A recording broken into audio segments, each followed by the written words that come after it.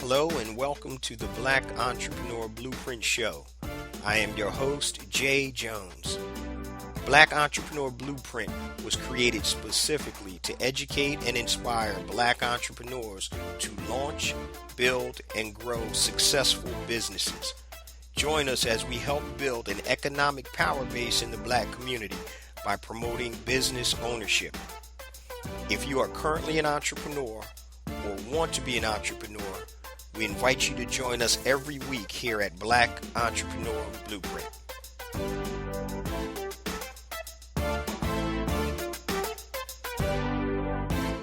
Welcome to the Black Entrepreneur Blueprint, episode number 322. I'm your host, Jay Jones, and today we have another outstanding and informative show in store for you. Today, family, we're going to be joined live by former NBA All-Star, Olympic gold medal winner, and successful entrepreneur, Mr. Allan Houston, formerly of the Detroit Pistons and then the New York Knicks. And today, Allan is going to share his amazing entrepreneurial journey in addition to sharing some of the things that he's doing to give back to the community through his nonprofit and charitable organizations. But before we get to today's episode, I just want to share a few things with the BEB family. First and foremost, I want to welcome all first-time listeners to Black Entrepreneur Blueprint. Please stick around until the end of today's show, and I'm going to share all my social media contact information and resource links, such as the link to my new book, A New Black Wall Street, Circulating the Black Dollar Worldwide by Building Successful E-Commerce Businesses, and two of my e-commerce platforms I created to help stimulate the circulation of black dollars, BeSmartByBlack.com and HireBlackFreelancers.com. Hey family, I just want to share a special announcement with you. What you're about to hear is the trailer for my very first audio course titled The Blueprint. Now, The Blueprint is done in partnership with Himalaya Learning, and Himalaya Learning is an audio learning platform that provides an extensive library of courses straight to your ears from the world's greatest minds like Malcolm Gladwell, Tim Ferriss, Seth Godin, Linda Hill, and more. Now, The Blueprint, Pinpoint Monetize Your Genius, is my new audio program that can teach you how to live within your genius. And your genius is the intersection between your passion and your talent. The problem is most people don't know how to monetize that.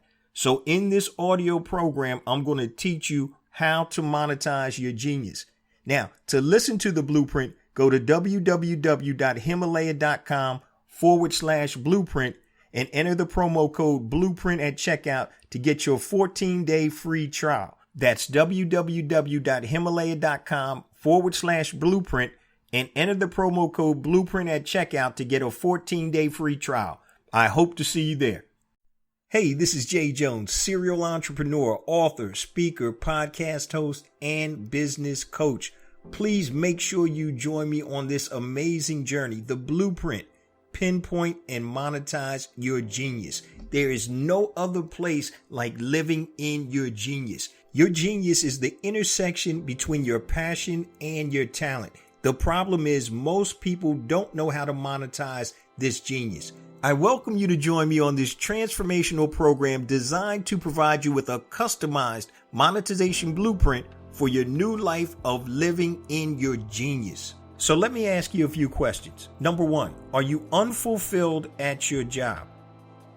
Number two, are you pacified by a paycheck? Meaning that you're working there just for a paycheck, knowing that you should be doing something else with your life. And number three, would you like to be in that elusive 1% club that's actually pinpointing and monetizing their genius? There's a place that very few people know exists. It's hidden by the day-to-day routine that has been taught to us by society.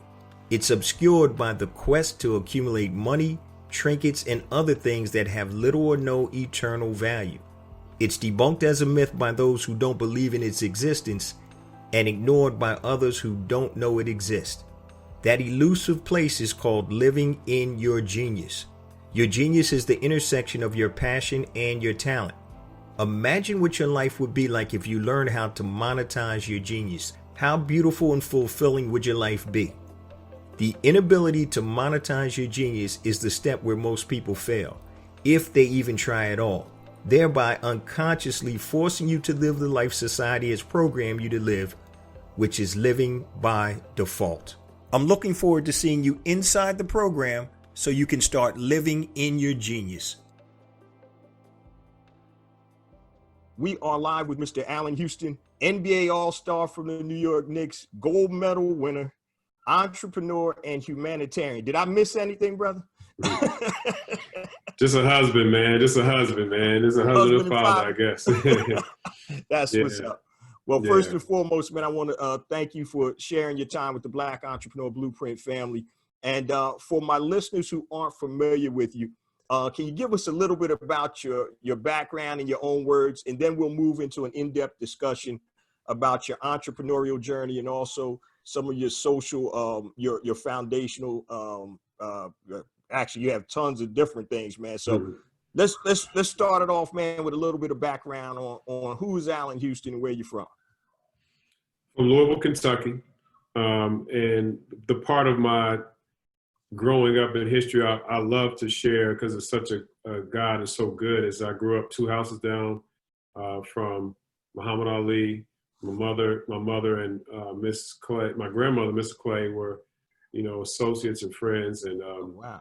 Just growing up on Grand Avenue, it was just cool just to be able to have that heritage. Growing up in Louisville is it was a basketball city. My dad coached male high school and went on to coach at the University of Louisville. He was an assistant at the University of Louisville and coached there.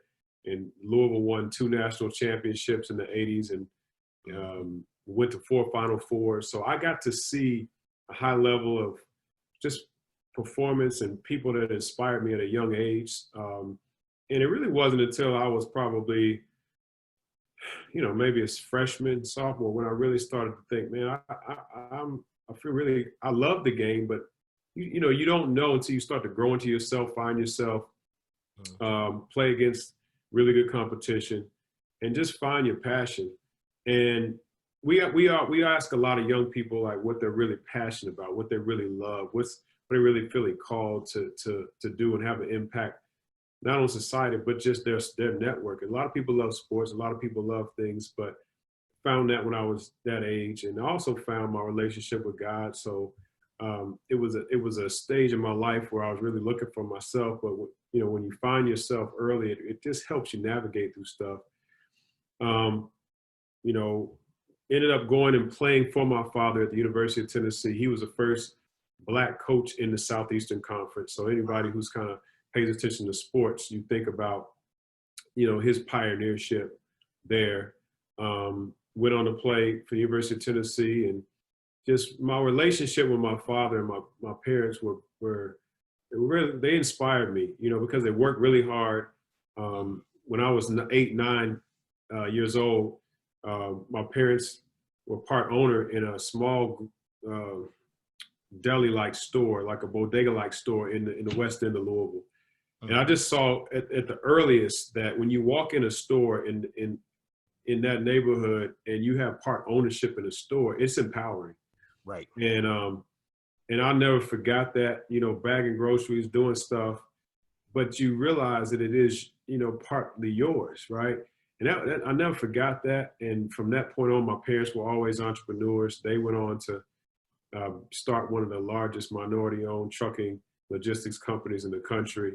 They're still in logistics. They're still in supply chain. My parents, so kind of jumping back around, but my father was a head coach at the University of Tennessee. When I got drafted in '93, I went on to play for the Pistons for 3 years. Then I signed as a free agent, played for the New York Knicks for 9 seasons. And during that period, my parents were still entrepreneurs. And I was blessed because they never allowed me to really buy them that house, that car. They always save your money because we know that we want you to kind of invest this in the next whatever your dream is. And that was empowering in itself, because it wasn't until I signed my third deal that they were finally like, all right, we'll let you kind of, do something. And so for me, was always out of love for the game. It was always out of love for your gift. And, I was very blessed, that they gave me that mindset. That's a blessing, man. So it looks like you had entrepreneurship all throughout your growing up with your parents, man. So what do you think it made it easier for you to step out on your own after seeing your parents doing it for so many years? I don't know if it would say easier, but it depends on the context of easier. So easier meaning, did I have I had a great wealth of resource to fall back on, and for them to save. The first thing they would always say is, you got to save. Right. You know what I mean? That was the first financial fundamental that they showed me. Is like, get what you need. Like when you're going into professional sports and you have the ability to do things, you do them just because you can, not because and now you need to do things because of what you need to do, not just because of what you can do. Right. So I was just learning a lot of this basic fundamentals of finance and had a lot of help. The biggest thing was kind of, even with my dad, because he was a coach, just selecting counsel, selecting an agent, selecting people who are going to guide you, because there's a lot of stuff you don't know. Yeah. And so that was very helpful, knowing that I could count on my mother, who ran the financial aid department at the University of Louisville for years. Like, nothing was going to be pulled over her eyes. She knew so much about finance and accounting that people from all over the country still call her for like wisdom. It's a blessing, man. So like for me, what I have in her, like, man, a lot of people can't pay for it. Like, I can call and be like, man, like, what do you think? Like, how? And it's not just financial wisdom. It's spiritual. It's moral wisdom that you're getting, and what's right, because you can do a lot of things to make money, but that doesn't mean it's the right thing you should be doing ethically and morally. And so, anyway, that was something that. But there's still a challenge, because as a young person, in your 20s, you still are trying to do what you want to do. You're still going to, like, your financial people can say, I wouldn't do this, but you're going to do what you're going to do. And so what I do, right? So you're going to be passionate about your dream. You're going to be passionate about something, and you want to invest your time, energy, resources, and talents in it. But you still got to go through a lot of stuff to get the experience, to go through it. Man, so I wanted to ask you real quick, and this interview is probably going to be a little bit different than a lot of the interviews that I do, because we're touching on entrepreneurship, your charitable foundations and things. But I wanted to ask you about how was it with your dad coaching you? Because I know a lot of times that dynamic can be good or bad. Well, what made it work for us, first of all, was our personalities and our demeanor, right? He was coaching people that were in the NBA, but well before I could even think about playing the NBA. So I had such a level of respect for him, because the people that he had coached, I admired. So coming into the University of Tennessee, the second thing for me was, I was a top 5 player in the country. He was the first Black coach in the conference. There was a lot on our shoulders that we felt like, I didn't care about that. Right. All I cared about was we got to make this work for our credibility and just his character. Like, we knew I'm going to leave Tennessee. He knew he wasn't going to be the coach forever. But if people could look back and say they represented their name and their family well, that was our thing. That part, but there's still, like, you're 20, you're 19 years old, 18, going into college. So there's dynamics there, right? Yeah. But I think what made it work, another thing that made it work was, I just felt like if I worked really hard, then all I had to do was earn the respect of my teammates. And that's really what I tried to focus on the most, is be a competitor, work hard, try to just do what I was told, and the performance and the accolades would take care of themselves, so I could have their respect.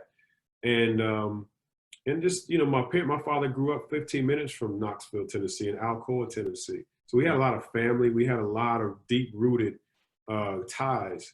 And so that helped.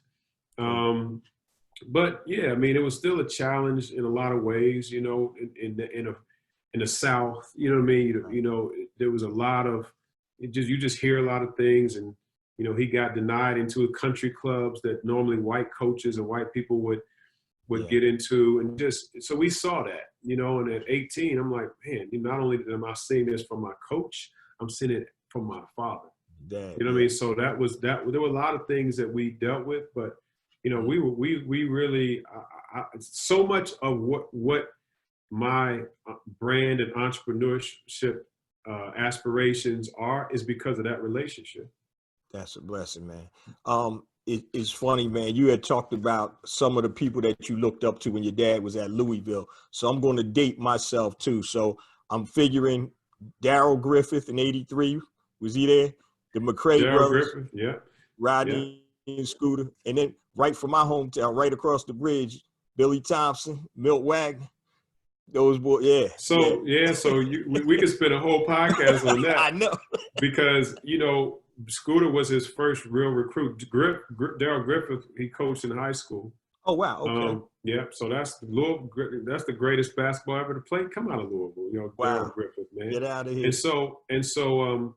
And Coach Turner almost had me play for Camden. Wow. When I was in 8th grade, he was recruiting those guys. And Coach Turner was like, if you come up here to Camden, I'll get you right, and blah, blah, blah, blah, blah. And we loved it because those were like when Billy, Milt, Kevin Walls, those guys were like people I just looked up to. I wore number 20 because of Milt. Yeah, that's funny, man. Yeah, that was a great time, man. That pipeline from Camden to serious Louisville was crazy, man. Yeah, you're right, man. We could talk about that all night. We'll talk about that off the air. But right. I wanted to ask you, man. You touched on something that's very prevalent. That's really it's prevalent in the NBA. You talked about saving money, and so as a professional athlete, obviously you have a finite earning period there. And why do you think a lot of the athletes end up, bankrupt and broke? Man, because again, I had something that I was very fortunate to have, right?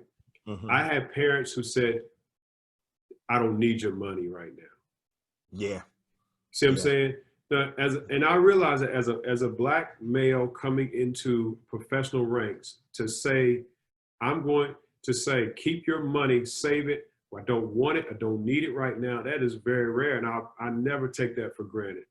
Yeah. So when I'm in that position, most, and because I'm in it now, I'm still working in the league. I'm still talking and trying to help all our guys in these matters.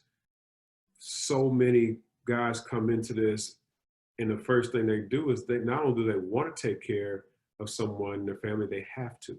Right.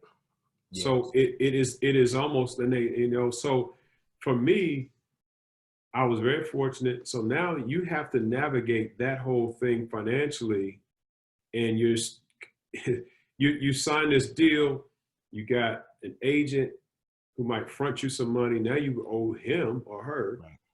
So you kind of like in this weird place where you have this trajectory, but you still start from below ground. Yeah. And so the whole thing, which is the thing that I really think about now, is you are a brand. You are, and I know you can appreciate this because it's what your platform talks about, and I'm looking forward to even learning from you, because at the end of the day is we're all brands, right? And we have a value. And when guys understand, and they're starting to get it now a lot more because of a lot of the social impact things that are happening, they're starting to understand that, wait a minute, I'm a brand. The more I increase my value, the longer I can last, not only as a player, as a performer, as an athlete, but as an entrepreneur. And you start to learn younger that I can do things to increase my value, not just by followers on social media, but just who I am. Right. Right. That's important, man. It's so funny. I had a conversation earlier today with one of my good friends. I'm watching this show on Netflix, QB1. So it goes in Okay. about the quarterbacks, the top high school quarterbacks, and they'll do 3 in each season. And I was just telling my buddy, I said, man, there was this young brother from, I think, New Orleans. And I was looking at his situation. He was the oldest kid. His mother was raising him. He had 2 sisters and 1 younger brother. And all he kept saying is, man, I got to make good so I can go to college and take care of my family. And my buddy and I were just talking about what type of stress level that must be for a 17 or 18-year-old, person to have that weight on your shoulders. So, it's that's, I mean, you're blessed, brother, to have that. Yeah, man, to have that foundation and that background. The question I was going to ask you next, which I probably know the answer, I'm going to ask it anyway. Who are your role models growing up, man? Well, yeah, my parents were my role models, but I had players that my dad coached. Mm-hmm. Like we talk about the players. When you're growing up, and that's all you. I wouldn't say that my dream was just to be in the NBA, but I knew that I looked at the qualities of the players that my father coached, and they were the guys. Derek Smith, whose son now is a coach at Duke. Derek. I mean, Purvis Ellison, who we know. Yep. You keep going on, and these guys were like guys who I looked at, and I looked at Kenny Payne, who now he was a coach at Kentucky. All these guys my dad recruited and coached were like big brothers, and they took me under their wing. Yeah. And they became my big brothers. So those were probably the ones. And then, when I got to the NBA, I had Joe Dumars and Isaiah Thomas and guys who I could really kind of emulate. So growing up, those were my mentors and people I looked up to. Yeah, that's something, man. To be able to be connected to those type of people, and especially the foundation with your parents. And I think it's unfortunate a lot of people don't have that foundation. And the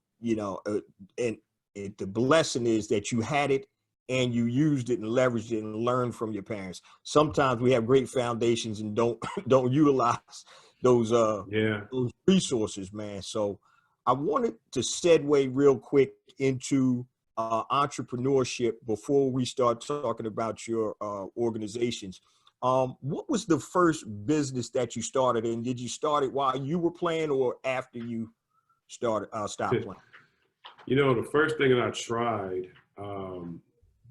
was actually try to do a kind of a production company. Okay. I at the time when I signed with the Knicks or transitioning from Detroit to New York, I had just gotten into kind of finding myself again, my faith. Right. I was starting to follow a lot of Christian, hip hop artists, Christian entertainers, people who were really trying to shine a light in culture, with music, right. Particularly. And I had a cousin of mine who he had an album out, and we started looking at a couple other artists when the gospel hip hop was kind of, in my mind, was starting to emerge a little bit. Right. So we looked at that, and we invested in an album called in a group called Gospel Gangsters. Okay. And so they were, some guys who had got caught up in LA in the gang life, and just try to return their life over. And so that whole thing was probably my first real kind of dabbling, kind of really trying to understand, and then after that, friend of mine I met in New York, where he was in apparel, and we ended up acquiring the MBA license. And we were partners for a few years, and we were started the company UNK, which is MBA streetwear apparel. My man Dave Huey was my partner. Man, still good friends, and it was part of his, his thing. Like, he started this name and I came on board, and kind of we got the license, and we learned a lot from that. It actually did well, but again, had to be more of a silent owner.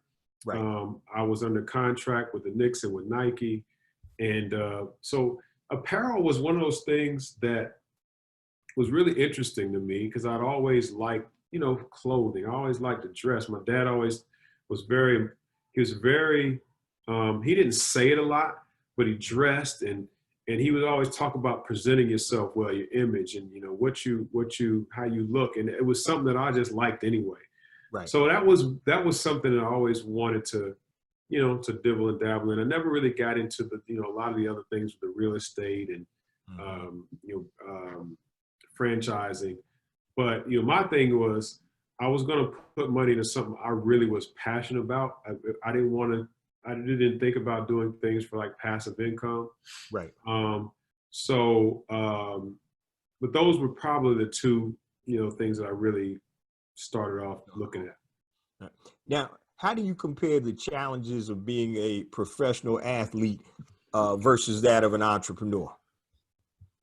Great question. I think both of them, we talked about, you have to find what you bring to the table, what your strengths are. Like, what is it that you do well? As an athlete, it truly is about, okay, I know what my job is. My job is to go out and produce. I have an assignment, I have a routine. I'm gauging. I know how. Probably it's easier, to say, here's how I impact winning, right? Because your goal is to win. Your goal is to say, how am I contributing to the success of this team?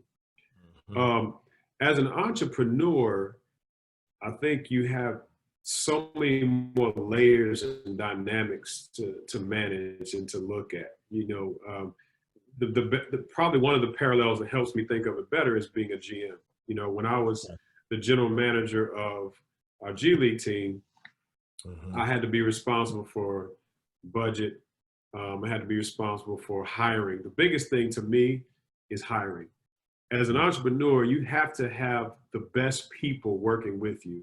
Right. And I mean, if you can find the best salesperson, you can find the best sourcing person, you can find the best at what they do, then it's only going to help, the company. The key now is, how much can you afford to pay that person, right?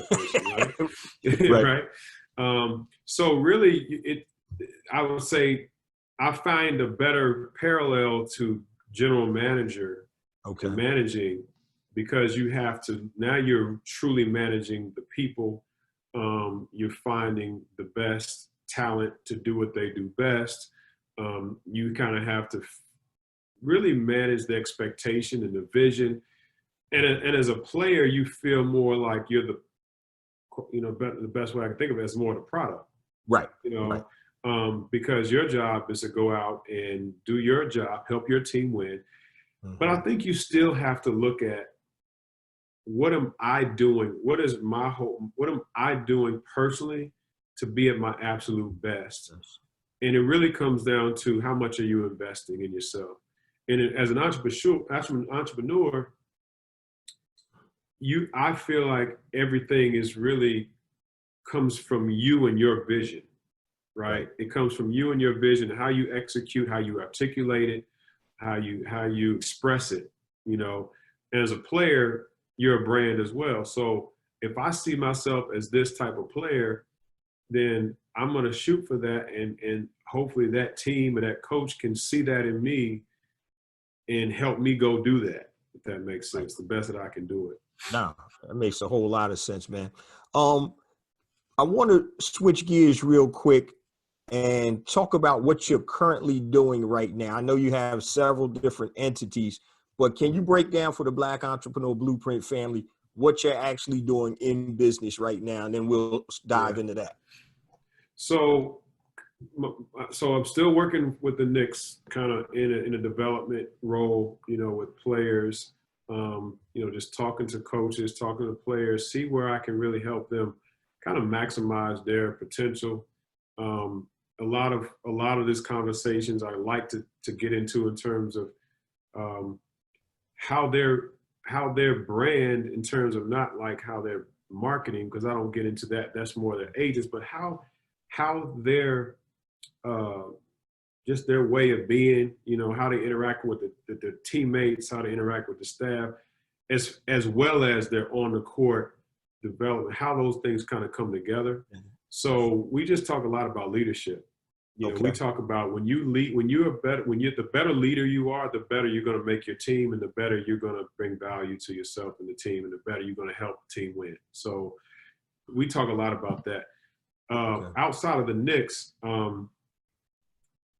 when my dad and I when I played for my father, when I got to the Knicks, it really hit me that the relationship that I had with him was something that I really wanted us to share and give back. And I wanted to share, the basic fundamentals of manhood, fatherhood, of leadership that allowed him to pour into me. And I felt like, let's pour this into other people. So we came up with this kind of 5-point strategy, what we call the fundamentals of life, which is FIZZLE: faith, integrity, sacrifice, leadership, and legacy. So we started off doing these retreats and workshops and learning around just basically saying, like, the sweet spot for a young person is, and their success is, a caring and competent adult, a mentor that can really pull them and help them understand their true worth and value. And the leader and the adult in this still has to have accountability on themselves. So we felt like FIZZLE, those 5 basic values, help both the young person and the adult. So years after that, it came to me, and this guy said, look, you have something, I want you to brand it. You have a business. This is not just a curriculum. This is not just words that you can go talk about. This is not just a book. I want you to brand this. And that's really, over the last 3 years, what I've really been working hard on is really trying to articulate how my passion with leadership and what I got from those 5 values, how they can be packaged into something that people really can embrace, can adopt. Mm-hmm. Had a chance to go back to the NBA and reacquire an NBA apparel license for premium, athleisure wear. So now last year we came back and we had a Fanatics, and we had other retail chains, but now I'm happy to disclose we're about to launch a social justice collection with the NBA. Oh, wow. And that's exciting because it allows me to take this message of FIZZLE, of how we've been able to kind of help young people and adults in leadership be amplified, but tie the apparel and merchandise with it. Because what we know is so many of us now are looking at apparel and merchandise and swag as a way to express ourselves, our brand. Right. But if you don't have the distribution, right, and the channels to grow it, then it becomes an entrepreneurial hobby.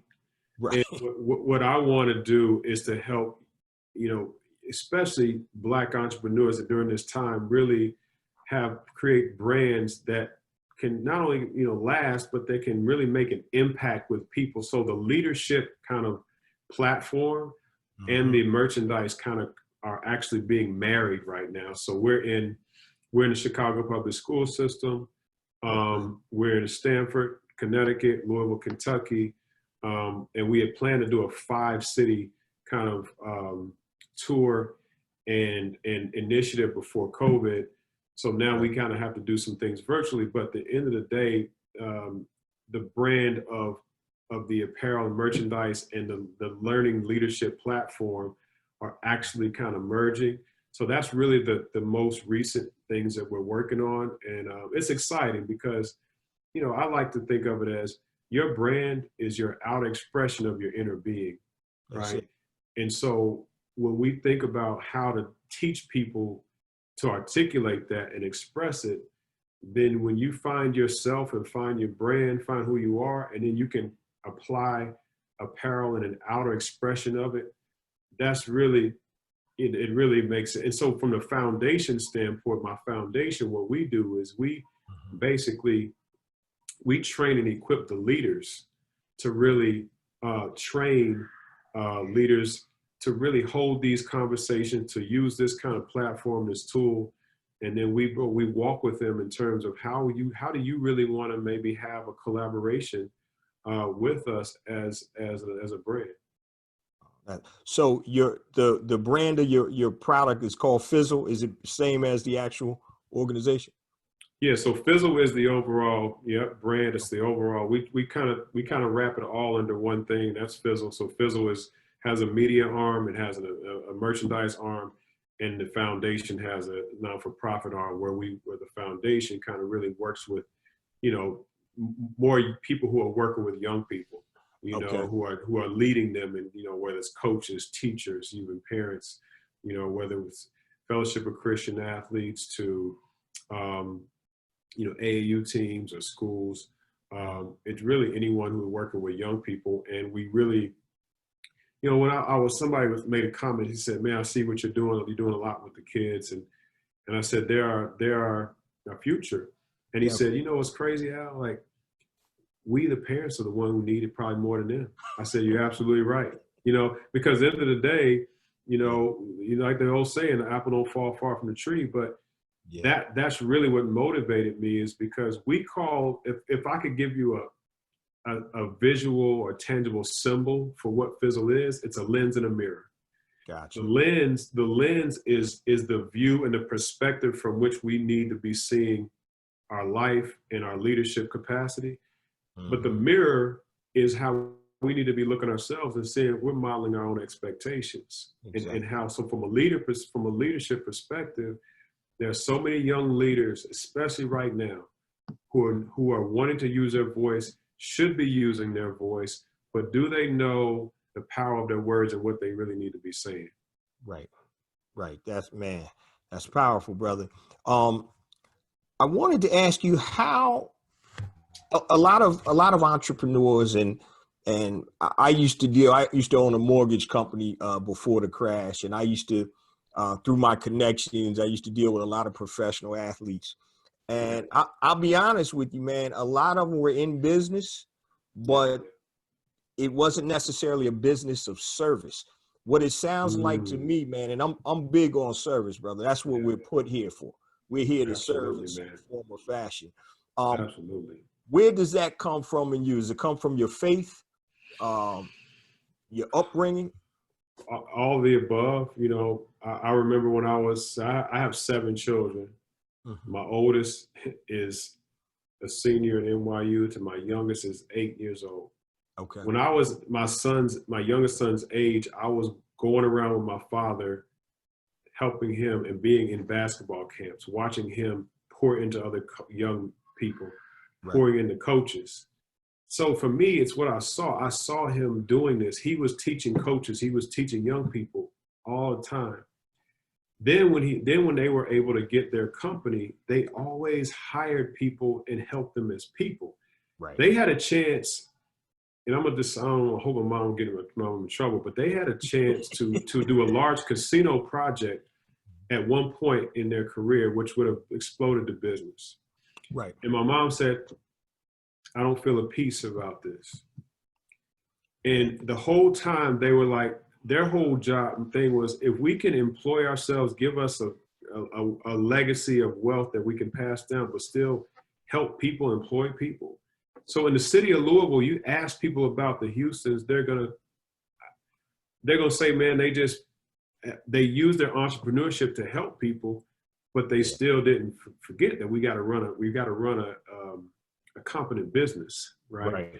And so and a lot of it was our faith, you know. It's like, it just part of the spirit of God, right? Jesus, it was just who he was. And the spirit of God is that if it's truly living and breathing in you, you're gonna want to help people. Now, the way you do it is gonna look different for different people, and how you use your resources. So I can't judge another person's heart. But I think it's just your values. You know, you have to have a value system, and that's really where the essence fizzle comes, is sacrifice. You gotta. It's bigger than you.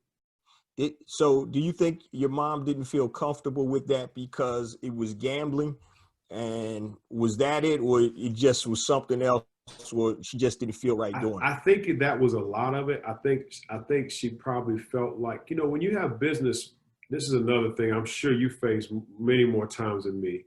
Most people have to get in bed with someone when you're in business. You're not just always spending your own money, right? You're when you're in business, you're in a marriage, right? And the problem is, in a business, you got to figure out what your exit strategy is. In a marriage, you don't want no exit strategy, right? You don't want it.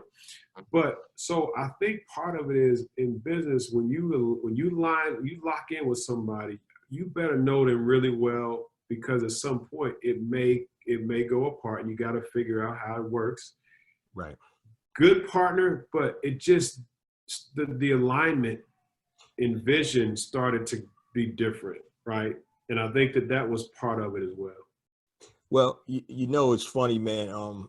People always ask me on the podcast, you know, why don't you take advertisers? And I said, I don't, because I won't take advertisers, and I turn down over $10,000 a month in advertising from big companies, because it has to be aligned with what I'm talking about. I'm talking about Black economic empowerment. Yeah. And so, to your point, I had have a good friend who just started a cognac business. And he was like, yo, man, why don't you invest, blah, blah, blah. Not that I don't, you know, drink. I'm a bourbon guy. You're in Kentucky. Right, so, right. So I sip on my bourbon a little bit. But I just said, you know, you can promote life or you can promote death. And there's nothing wrong with drinking. You know, like I said, I bourbon is my thing. I'll sit back have a little bourbon or whatever. But I said I didn't want to promote that because, you know, like I said, there's life. You can promote life. You can promote death. And unfortunately for our community, there's alcoholism is one of the things that's tearing us down. So I said, man, I'd love to invest, but it doesn't align with what I'm talking about. And I can't talk right and walk left. And so, respect to you, that man, because not a lot of people would do that, especially today's world. You know, so you know, God honors it. I respect it. Thank you, brother. Yeah, I mean, I have to be true. It's funny because my daughter, my oldest daughter, she was like, Dad, you're passing up so much advertising money. I said, yeah, but with that, like you said, it's a give and take. So if I talk about, like, one of my shows was you know, Black power versus white supremacy. So if I have some people that don't like what I'm saying, then they're going to pull the money. And I don't even want to get accustomed to it, because I need autonomy. Man. I need to be able to speak my truth. And so I definitely get what your mom was talking about there, man. So Black Entrepreneur Blueprint family, let the light bulb go off. Make sure whoever you get in business with, that you both are aligned with whatever your objectives are. And so if you have to compromise yourself, it's not a good deal. All money isn't good money, you know. That's right. That's right, man. Man, you got a lot going on, bro. You got a book too, man. Tell us about the fundamentals of life in 3D. Well, again, it all came from me, really, as I was trying to really have the fizzle model come into my head. I kept talking about it, and people were saying I like it, the whole concept of fizzle, because these if you look at these 5 kind of, we basically covered in that one topic. You talked about integrity, right? We got to have integrity. You're going to have to sacrifice some things if you want to be a leader in the field in your community. Then then you're going to have to make certain decisions and lead by example. And the thing is, your legacy in that instance, that's what your daughter's going to remember. Yeah. Like the fact that you did that, she's going to remember that. And she's probably, and obviously the faith and belief that I'm going to have to keep going without things. So to me, fizzle is always everywhere, whatever we're doing, we just have to see it. So what I needed to do is to be able to articulate that. People kept saying, Al, you need to do a book. You got all this stuff going on. I didn't want to do a book about my life, about me. I wanted to do a book about what's going to be beyond me. I want Fizzle to be something that, whether my kids want to adopt it, but it goes beyond me. What really inspired me to put the book of Fizzle in this way, Fundamentals of Life, in this framework, is John Wooden's Pyramid of Success. Oh, yeah. John Wooden had that book, right? Yeah. Simple, easy to read, nuggets upon nuggets. And it was great. So I started to do a PowerPoint presentation of Fizzle, right? I wanted to just lay it out. Right. And one of the things that I wanted to do early is when I articulated what Fizzle was, I wanted to say there's 5 things we need to do when it comes to having values, right? First, we need to establish what our values are, okay?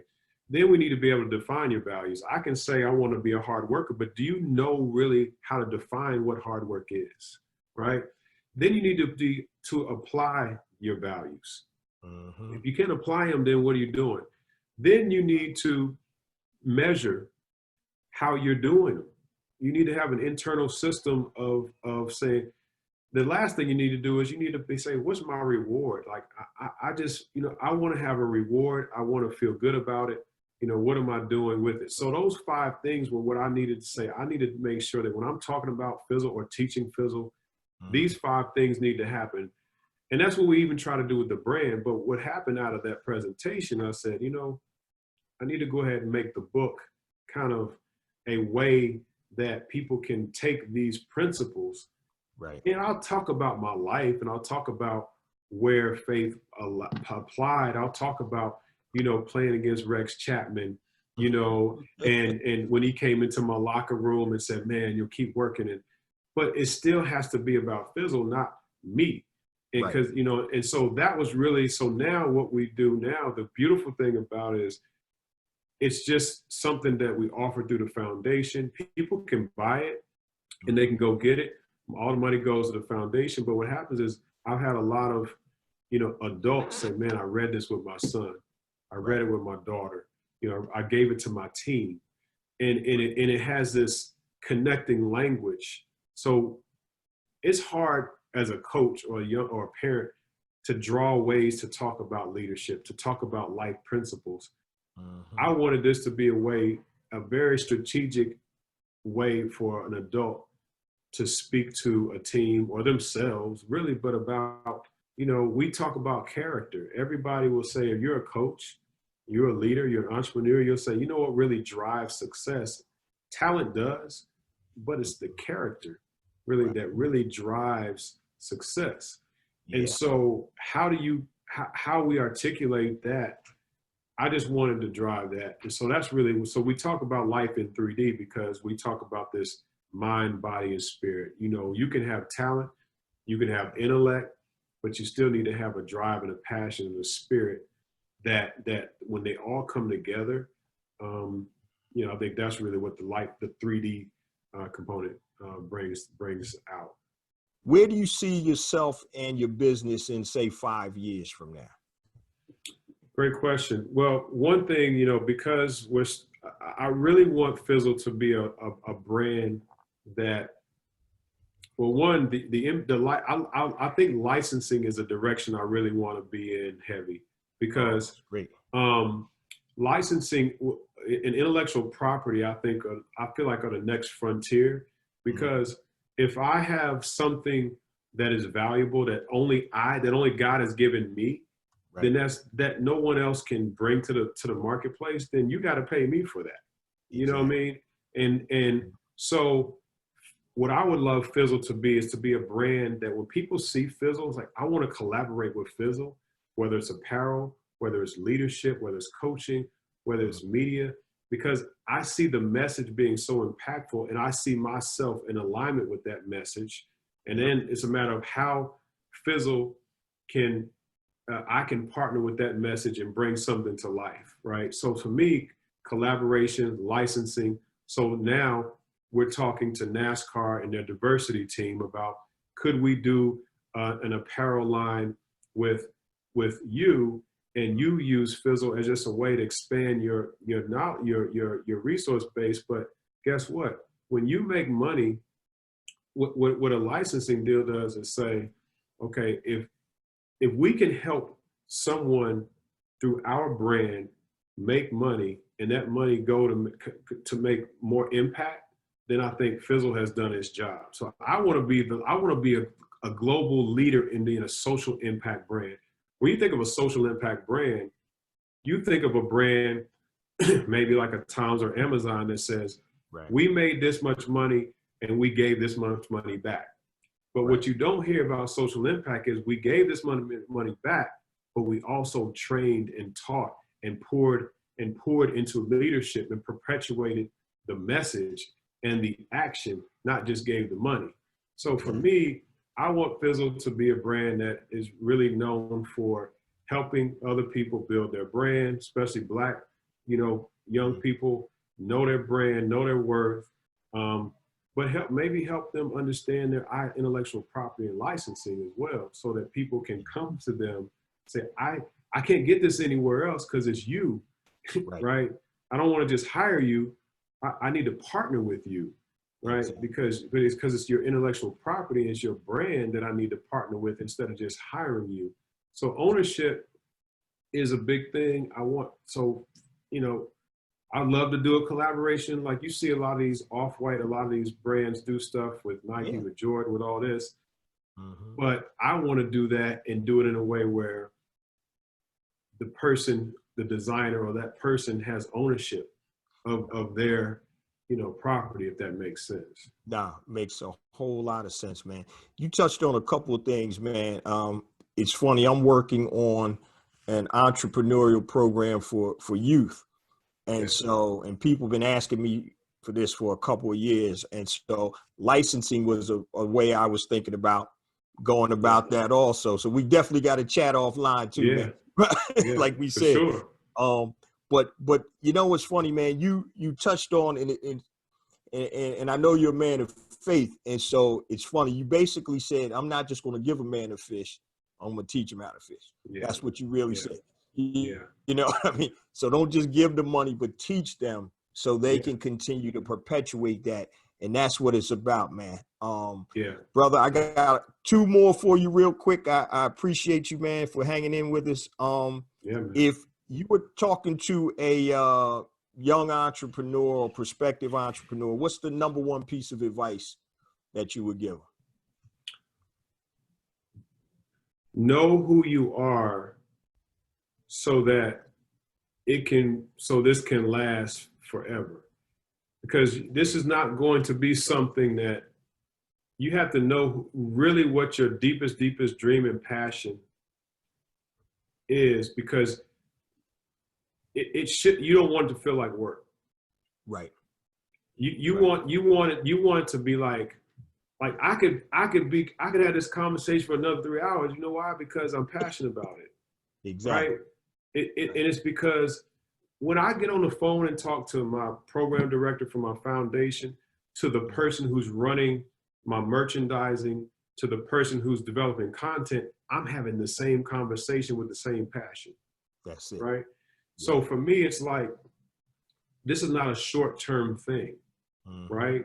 It's almost like saying, picture yourself as a baby that's trying to dunk like LeBron. It's not going to happen. Right. It's a long process, but if you are really passionate about it and you see this as an eternal thing, then you're not going to worry about what stage of the game I'm in. Right. It's always going to be a learning process, and it's always going to be something you'll figure out how to meet the right people. So I think that would be my biggest advice. Man, do you have an exit strategy for your business? Or are you just going to keep rocking? That's a good question. I think that's why I think about licensing, because at some point I do want to say to my 7 kids, guess what? What part of the game do you want to play in this? If you do, right? Mm-hmm. If you do, then here's a process that will be able to tell you how you can, what role you can play in it, right? Mm-hmm. And so licensing can be anywhere from like a Martha Stewart, Right. to it could be just, we're just going to stick over here, right? Right. And so it kind of gives flexibility. So for me, that's why I like licensing. Like, I don't ever want this to be somewhere, like a Ralph Lauren would say, well, or Tommy Hilfiger would say, well, I've sold this part and now I'm just sitting back. I still would want to have the Fizzle name be in good hands. You know what I mean? So um, when I think about Fizzle, I do think about like, okay, what is that? What does that look like? It's hard for me to think about that right now, about the Right. exit strategy of the dynamics, but I do imagine a day where I can, say it's the name and the process is in good hands, because the name speaks for itself, right? The words, the values, they speak for themselves. So you just got to uphold them and live them out. But yeah, my wife, listen, our youngest is 8, so I feel like I have a window where we can get this, get set it.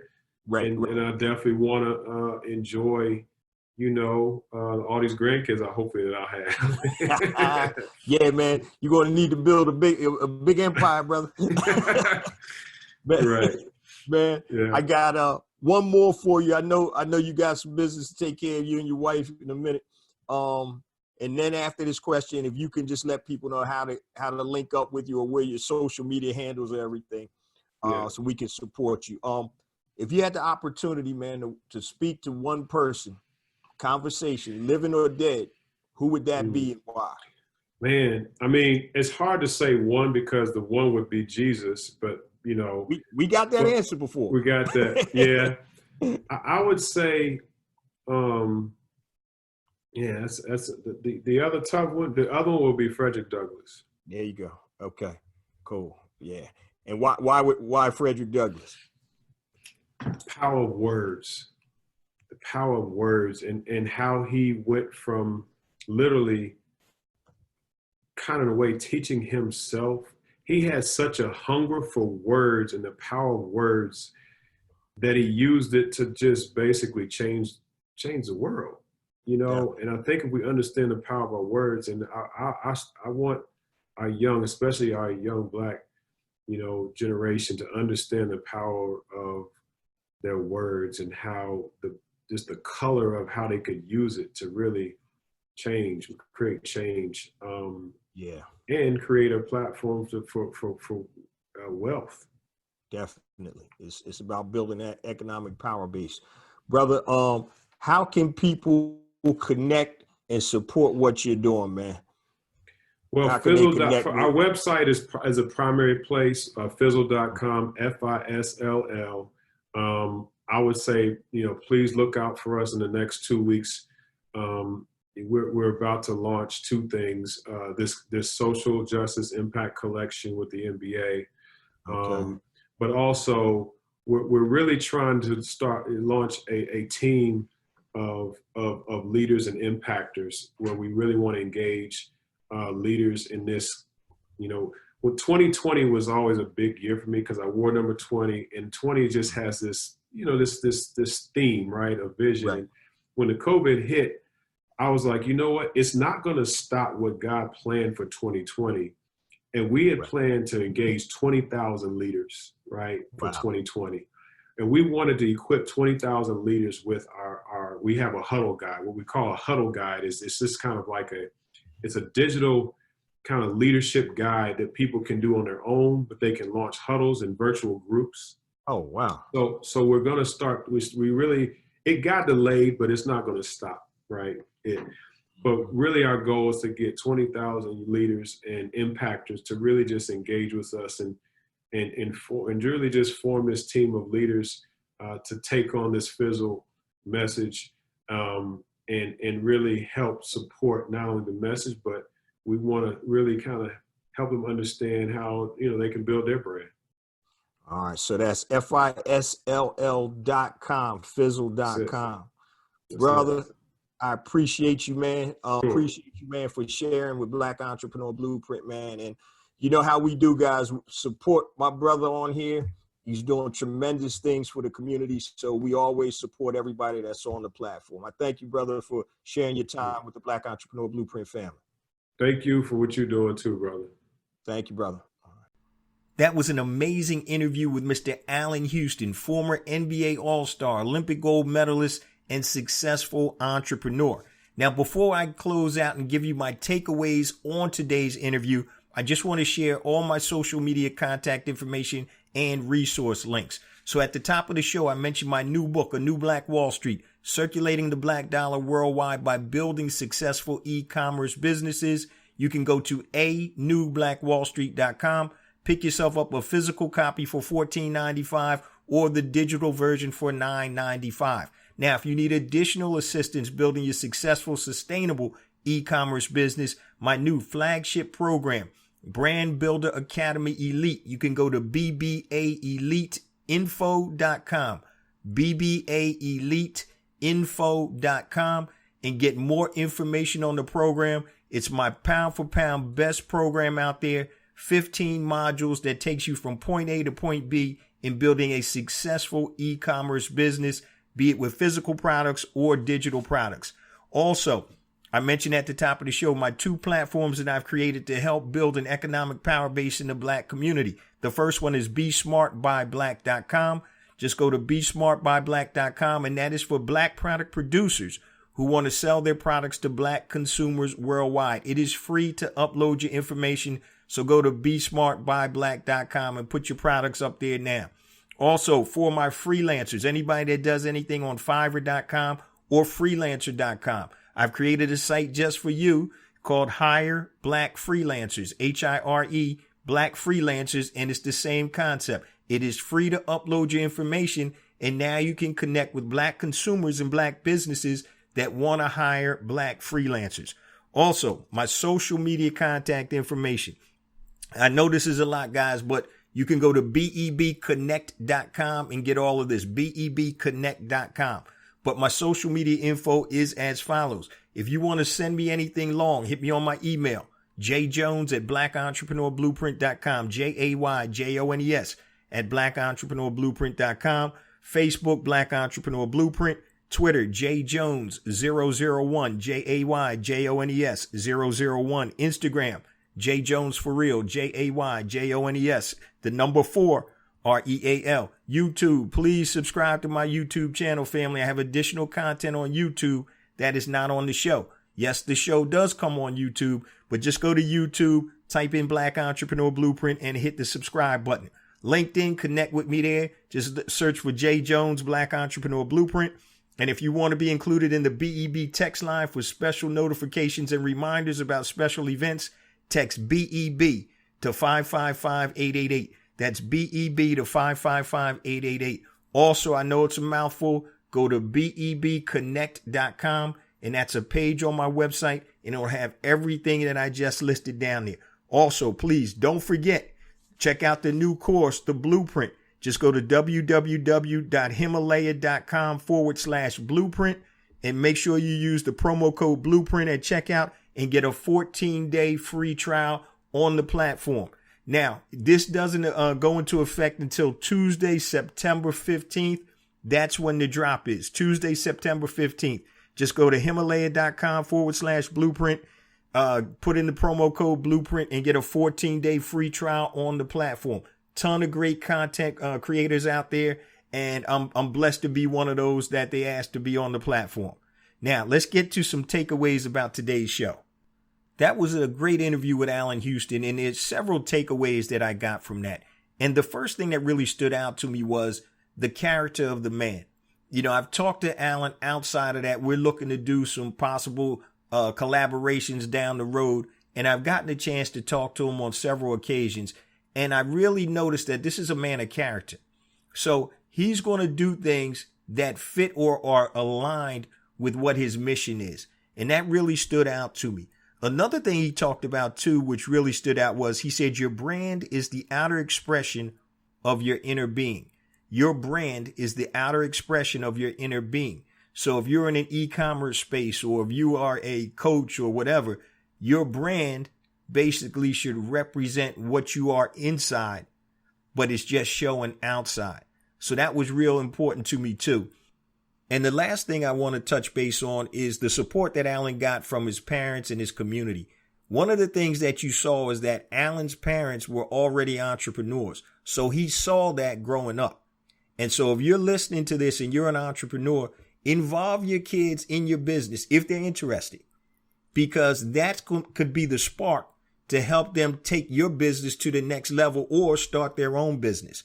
But I think being exposed to those type of things, when you expose your kids to a meeting, or you explain to them why you're creating this product or how you sell your services, I think that's vital to get that exposure at a young age, so entrepreneurship isn't foreign to us. Once again, the majority of people that are wealthy either do it through real estate or through having their own businesses. And sometimes, obviously, it's a combination of the two. And there's other ways to make money also. But if you expose your kids and you support them when they're looking to do things, I think that's really going to help them as they grow and move forward. So, for example, even little side hustles that kids have, cutting grass, helping people clean out garages, things like that. Turn those into real business opportunities or real business ideas. So in last week's episode, Michaela Ulmer, Me and the Bees Lemonade, she started when she was 4 years old. But one of the things that you noticed was that her parents were very supportive. They were like, yeah, you need checks and balances. You have to find out how much this costs, how much that costs. What's your real profit? So making sure that we expose our children to entrepreneurship at an early age, I think, is paramount for us to start building an economic power base through entrepreneurship.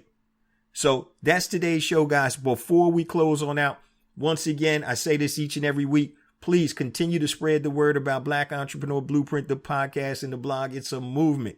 It's all about building an economic power base in the Black community. Because without the economics, family, there's no revolution. There's no revolution without economics. That's where it starts and that's where it ends. Also, make sure if you're interested in checking out my new audio course, The Blueprint, just go to www.himalaya.com/blueprint.